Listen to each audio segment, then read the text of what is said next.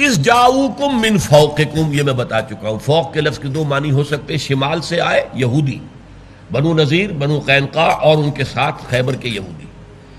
اور فوق دوسرا جو ہے نجد کا علاقہ، اسے بنو غطفان اور ان کے بہت سے قبیلے ساتھ جو ہے آئے۔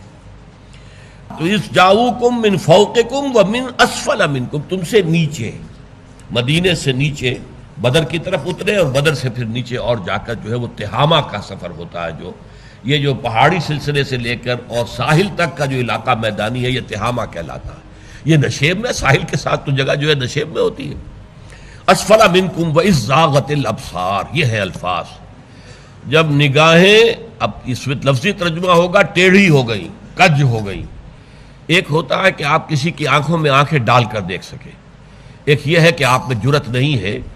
اور آپ اس کی آنکھوں میں آنکھیں ڈال کر نہیں دیکھتے بلکہ نگاہ ہٹا لیتے ہیں، بزدلی کی علامت۔ لیکن ہم جو کہیں گے یہاں ترجمہ کریں گے جب آنکھیں پتھرا گئی تھی خوف کی وجہ سے، دہشت کی وجہ سے، it seems to be the end, اب تو خاتمہ ہو جائے گا، 12,000 کا لشکر، ہم کل 3,000، ان میں بھی منافقین شامل ہیں، 1,000 تو منافق ہوگا، تو اب کیا ہوگا؟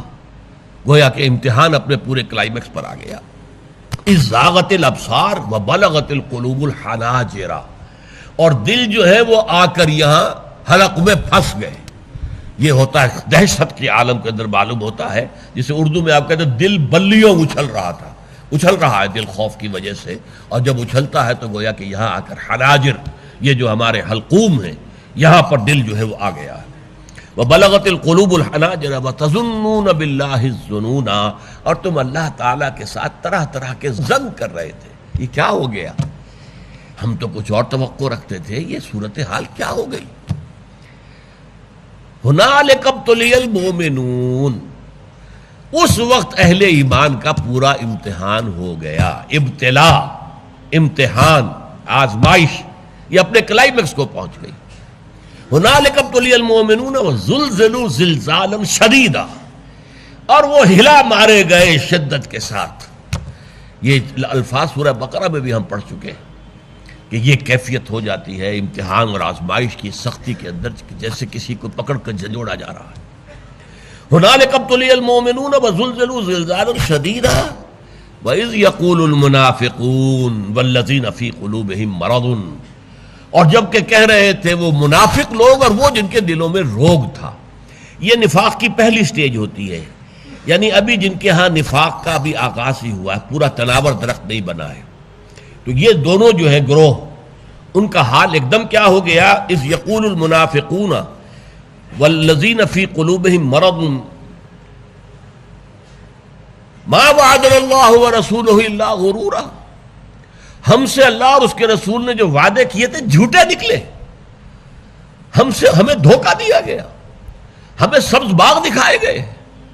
ہم سے کہا گیا تھا قیصر و کسریٰ کے خزانے تمہارے قدموں میں آئیں گے۔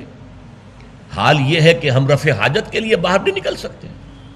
اس طرح کے محاصرے کے اندر ہم آ چکے ہیں، زندگی جو ہے خاتمے کے قریب آ چکی ہے۔ صورتحال اس درجے خوفناک بن گئی، اور جبکہ وہ کہہ رہے تھے وَإِذْ قَالَ طَائِفَةٌ مِّنْهُمْ، اور جبکہ ان میں سے ایک گروہ کہہ رہا تھا یا اہل یثرب لا مقام لکم فارجعوا، اے یثرب والو تمہارا کوئی مقام، کوئی ٹھکانہ اب نہیں ہے، تم مقابلہ نہیں کر سکتے، لوٹ جاؤ۔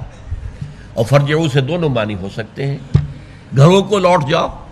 امان طلب کر لو، محمد کو اور ان کے ساتھیوں کو حوالے کر دو ان کے، یہ منافقین مدینہ کہہ رہے ہیں۔ اور ورجعوا کا یہ بھی ہو سکتا ہے کہ تم اس دین میں جو آئے تھے تو واپس جاؤ، پھر اپنے آبائی دین میں، کفار میں، مشرکین میں شامل ہو جاؤ۔ وَيَسْتَأْذِنُ فَرِيقٌ مِّنْهُمُ النَّبِيَّ، اور ان میں سے ایک گروہ جو ہے نبی سے اجازت طلب کر رہا تھا، حضور ہمیں اجازت دیجئے۔ یقولون ان بیوتنا عورہ، اور وہ کہہ رہے تھے ہمارے گھر کھلے پڑے ہوئے ہیں، غیر محفوظ ہیں، اگر کہیں پیچھے سے حملہ ہو گیا بنو قریظہ کی طرف سے تو ہمارے تو گھروں میں خواتین بچے جو ہیں وہ تو سب کاٹ دیے جائیں گے گاجر مولی کی طرح، تو ہمیں واپس سے جانے کی اجازت دیجیے۔ حالانکہ وما ہی بعورہ، وہ نہیں تھے کھلے ہوئے، حضور نے انتظام کیا تھا، تمام خواتین اور بچوں کو ایک بڑی حویلی کے اندر جمع کر کے وہاں پہرا بٹھایا تھا۔ حضرت حسان ابن ثابت پہرے کے اوپر تھے اور بڑی مضبوط حویلی تھی، تو وہ ایسا خطرہ نہیں تھا، لیکن فرمایا ان بیوتنا عورہ وما ہی بعورہ ان یریدون الا فرارا، وہ نہیں چاہتے تھے مگر دوڑ جانا، فرار،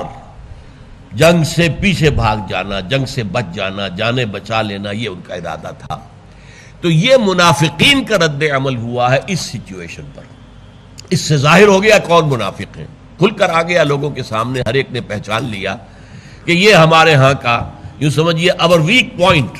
ہماری قوت کے اندر جو کمزوری کا ایک پہلو ہے وہ یہ ہے، اور یہ چیز ہے جو تمییز ہو گئی۔ سورہ آل عمران ہی کی آیت تھی، اصل میں سورہ آل عمران میں اور بہت قیمتی موتی تھے اس موضوع سے متعلق، لیکن میں مختصر کر رہا ہوں،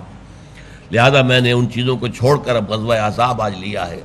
ورنہ وہاں تھا ما کان اللہ لیذر المؤمنین علی ما انتم علیہ حتی یمیز الخبیث من الطیب۔ اللہ کا یہ طریقہ نہیں ہے کہ تمہیں چھوڑ دے اسی حال میں جس میں تم ہو،